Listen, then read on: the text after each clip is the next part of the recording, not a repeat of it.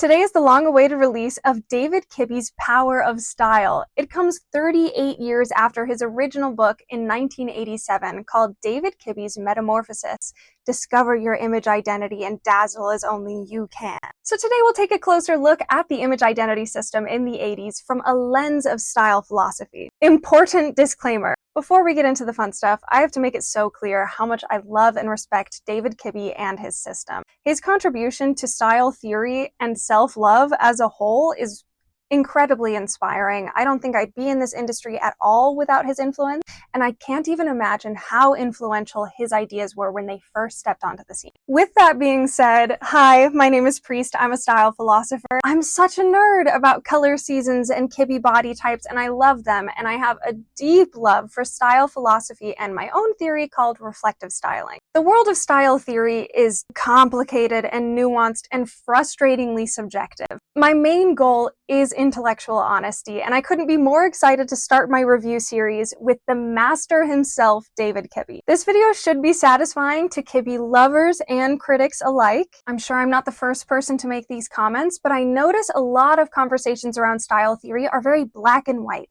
so I'm just trying to offer a space for more of those gray conversations. I also fully expect that most of my critiques will be resolved with Power of Style, so make sure to read that. I'm reading it today, and I will let you know all my thoughts on the 21st. I've definitely heard that Kibbe doesn't really recommend this book anymore, so I don't feel bad being brutally honest. The literal pioneer of befores and afters is surprisingly hard to learn about on the internet, like not even a Wikipedia page. So shout out to everybody on my Discord and my live who helped me search for evidence. David Kibbe was born in a small town in Missouri in 1956, I think. He had an immediate gift for the piano and went on to become a successful actor, dancer, choreographer, and director. When he was interning with an unnamed famous director, he noticed that it wasn't necessarily the people who were most talented getting the roles, and he started putting together how influential your look was to whether you got the job. Which, can I just include that I've literally studied musical theater my entire life, and the transition into style theory was surprisingly smooth. I want to make a whole video on the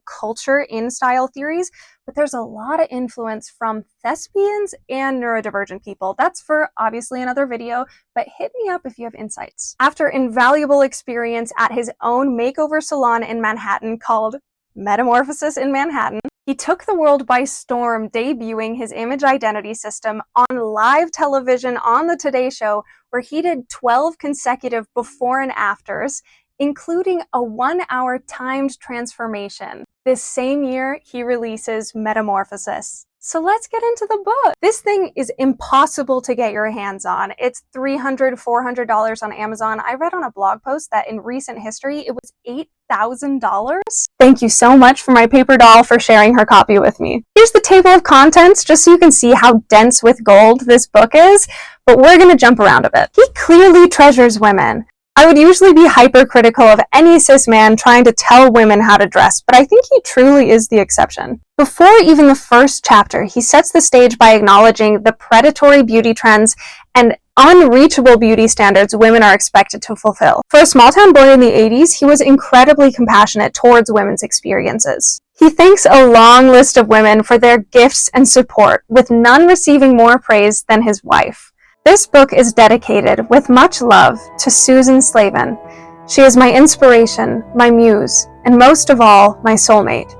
She has brought a light to the world by expressing her radiant truth through her devoted commitment to being all that she is. This is my ideal beauty in its purest and most romantic form. She is a stunning example to us all. Are you kidding? When you read his writing, it couldn't be more clear how deeply he admires women and beauty itself. He is a true romantic, which is so refreshing. On page 156, he recognizes the fact that not long ago, women were seen as an ornament for their husbands, and that now they have the freedom to fully express themselves and they should use it. Shockingly, in the entire 252 pages, I never once felt like he was a man talking down to me as a woman. He was never out of touch with a woman's relationship to her appearance. That doesn't mean I agree with everything he says, but listen to this. Let your mind travel to a space where there is no need for you to change anything about your face, or even be unhappy about any part of it. Don't compare it with anyone else's. Look at it as if it belonged to someone else. and as if you were an artist about to begin a portrait of this person you're staring at objectively. Gorgeous, poetic advice, and so effective for embracing body neutrality, which didn't even exist at the time. Never in my real life have I met a man with insights so beneficial to women. He's something special, for sure. Oh, that's not... Let's look at a few passages that made me go, oh, this was not written today. Reach back to a few years ago, to the heyday of the old Hollywood studio system, when beauty was actually an art form. When the most talented and creative forces helped the actresses of the day create an imagery that reached mythic proportion. He gives examples such as Jean Harlow, Carole Lombard, and Bette Davis, who are undeniably chic, but he goes on to say, beauty came from individuality. Beauty has become far less sophisticated. If you doubt this, simply try to come up with a list of ladies who can even begin to remotely compare to the aforementioned Hollywood queens of yore. Today's stars and role models tend to be somewhat bland, homogenized in their appearances. The 80s were arguably the most experimental fashion era in history. I would love to see some acknowledgement of the flourishing of self-expression that we had in the 80s and today. I believe there are more people authentically and artistically expressing themselves today than literally ever before. Old Hollywood is iconic for a reason. I'm captivated by it too. But let's not pretend like they had a diverse understanding of what beauty could be. Like, let's give the girls their flowers. In his examples of yin and yang, yin has a fair complexion and yang has distinct coloring. The idea that fair skin is associated with being more feminine or accommodating or passive is obviously concerning, especially when real yin claims dark colors. Unlearning these socialized perceptions is hard, and I'm sure it was harder in the 80s, but it's very important, especially when you're creating a system that's meant to help women love and accept themselves. There are many examples where yin and yang are rewritten to fit his purposes, so he takes the names and the general idea, but then also distances the system from associations like yin equals feminine and yang equals masculine. I also don't love that he introduces yin and yang as an ancient Oriental philosophy, not giving proper credit to the Chinese for inventing it in 9th century BCE. And the fact that it's still very much believed today, not just ancient. Classic case of appreciation turned appropriation. Get ready for this one. In the fantasy quiz, one of the options says, on a cruise you are served a Moroccan feast by bare-chested actors impersonating a male harem of slaves from ancient Rome. No comment. What are your values? Identifying the values in a system is essential for deciding whether it will be a good fit for you. The image identity system uses what I call melody, meaning the relationship between your features and your styling are playing the same note. He criticizes systems using harmony to balance out your features. Harmony is when the note being played by your features are softened or contrasted by the note being played in your styling. So the system works best for those who are interested in accentuating their features through their styling. You can think of it as using your features as inspiration, rather than trying to change their features or focus solely on creative self-expression, just ignoring their features. Or being a fashion girly that's more interested in what's going on the runways than in front of the mirror. From Kibbe's perspective, growing up in the 50s and 60s, there were very strict, arbitrary beauty rules that were more or less thrown out in the 70s. The goal then was to emphasize your strong points and soften your weak ones, but no one could lay out the logic behind how to identify your strong and weak points and what to do with them after that. Kibbe's perspective in the 80s helped people to both identify their features and learn how to accentuate them. Over and over, he reiterates how special your unique beauty is, and even insinuates that enhancing your natural beauty is philosophically correct. Nature did have a purpose in mind when you were created, you know. His use of yin and yang insinuates that the energy of all of our features and essences create a perfect balance. If one of us does not honor our natural energies as he sees them, the balance of the universe and life itself is off-kilter. He doesn't say that outright, of course, but that's where following this line of thinking gets you. We arrive at some pretty big claims about life. Either there's a sacred and natural balance to the world, or there's a creator who designed you perfectly, and it's up to you to honor that design. I personally don't agree with it completely, but it's a great system if you do. Is your appearance who you are? This is a major question that Kibbe has answered.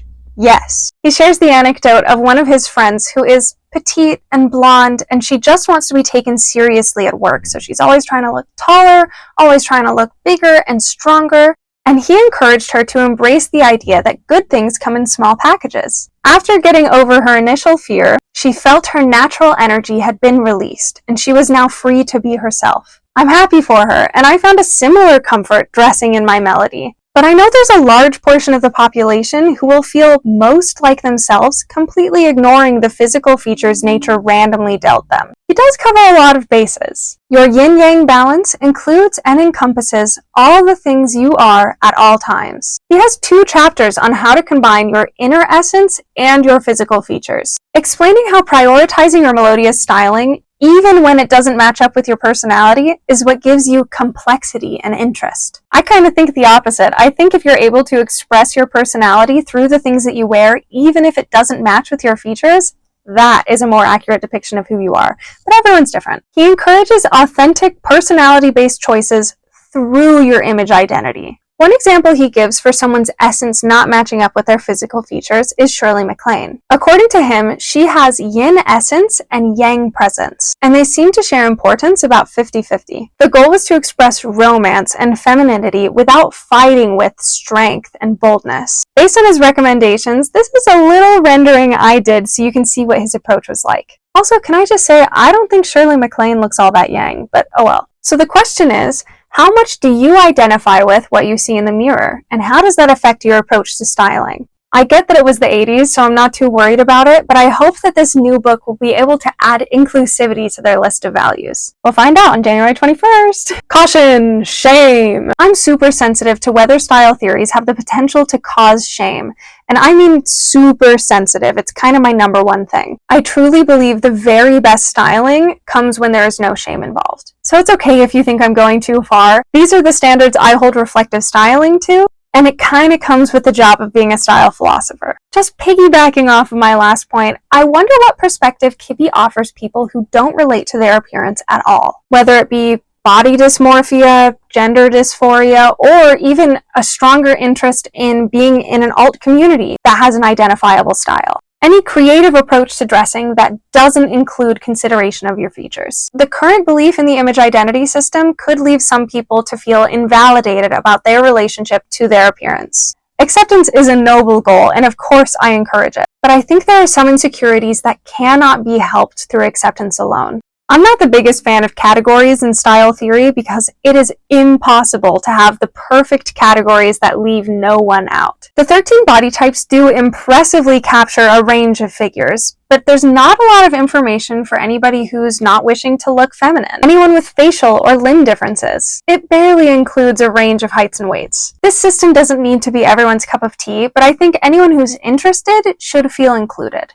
Attaching personality to the types is a classic shame inducer. It does paint a picture of the archetype in a beautiful way, but by doing so, you categorize women into spaces they might not even like. Even the names of the categories themselves. Dramatic, romantic. Say I'm a romantic body type, but I love that I'm focused and logical. Or a dramatic body type, but I just want to live a soft life where people treat me gently. It's not that serious, but there's more. The image identity themes literally do prescribe a persona and even a lifestyle to you. It's cute and it's fun, but it cannot be serious advice. He jokes about the first female president being a dramatic, which Kamala is a soft natural, so he could still be right somehow. He equates dramatics to CEOs and risk takers.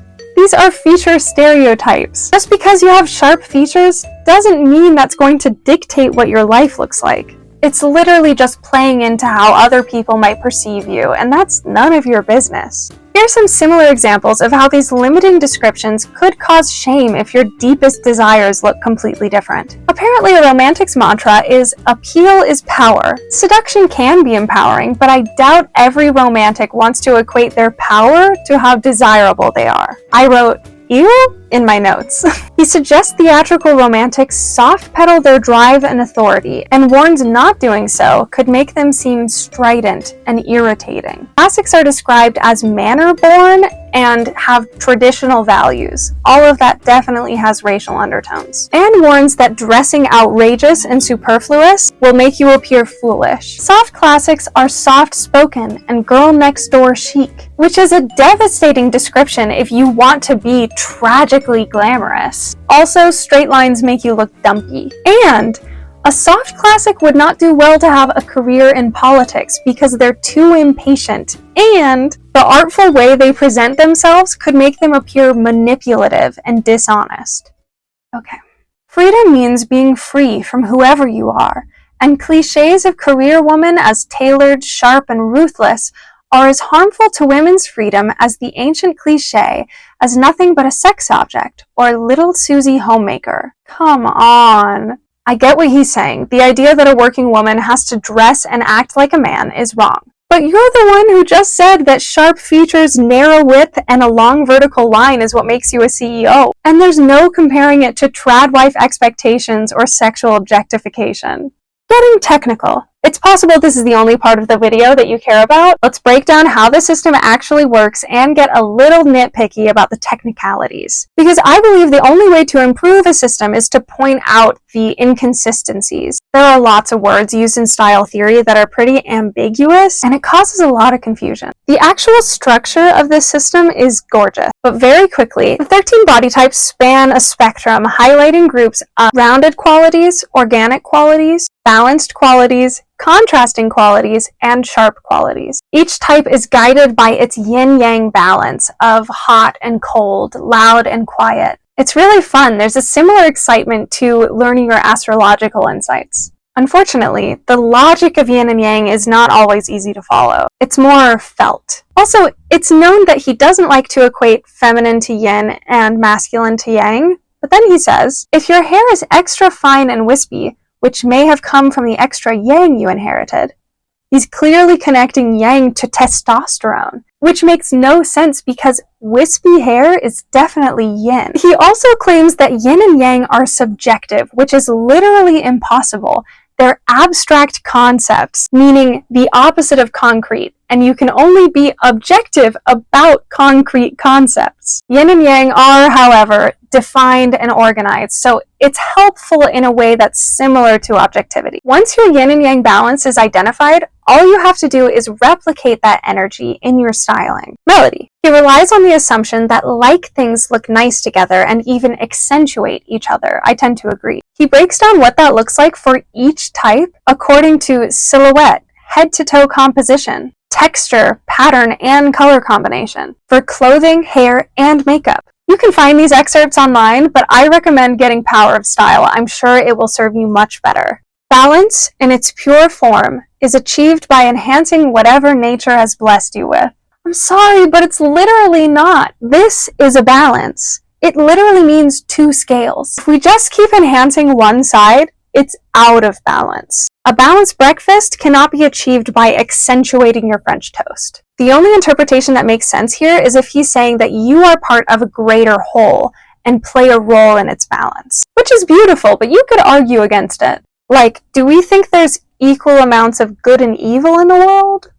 I don't know. It's also possible that he's changing the definition of balance, which is even more confusing when he introduces the idea of symmetry. He says symmetry is so abstract and limiting that it would result in a world of clones, in which everyone fits into neat categories. Your system has categories. Okay. One example he gave for symmetry was haircut advice for the face shapes. For example, if you have a really round face shape, the recommendation is that you wear something with a lot of volume to give you some length. Except that's literally balance! I honestly can't explain why these two words are swapped. Kibbe color follows the seasonal color theory developed by Johannes Itten of the Bauhaus school, and he believes that it's far and away the most accurate. There are only 4 seasons in this system: spring, warm and light; summer, cool and light; autumn, warm and dark; and winter, cool and dark. He criticizes the idea of mixed palettes, saying they're less impactful, and sub-seasons saying they're inaccurate and dilute the effect. I use the 12-season system. I think it works great. The aim is to enhance your undertone of your skin by using a complementary base color from the selected fabric. I need clarification. Complementary with an E means complete, like opposite sides of the color wheel in order to complete the spectrum, which is not melody. It can also mean enhance, but then you're saying the aim is to enhance using an enhancing color. And complimentary with an I just means praiseworthy, which doesn't give us any info either. The point is, we drape and strive for melody, which will reliably accentuate a person's coloring. He insists that successful makeup always has colors from the same family. Your coloring does not change with age because everything adapts gradually and subtly and in tandem. And if your hair has been artificially colored or chemically processed, such as a perm, you should cover it during your analysis. I'd love to know how chemical processing changes your color analysis. We'll end with my favorite. Question: does my season have anything to do with my style? Not in the least! It cracks me up that the shapes that nature gave you are so impactful in terms of your energy, but the coloring that nature gave you are just colors. I'd love to better understand his perspective there. Power of style! I know I was harsh.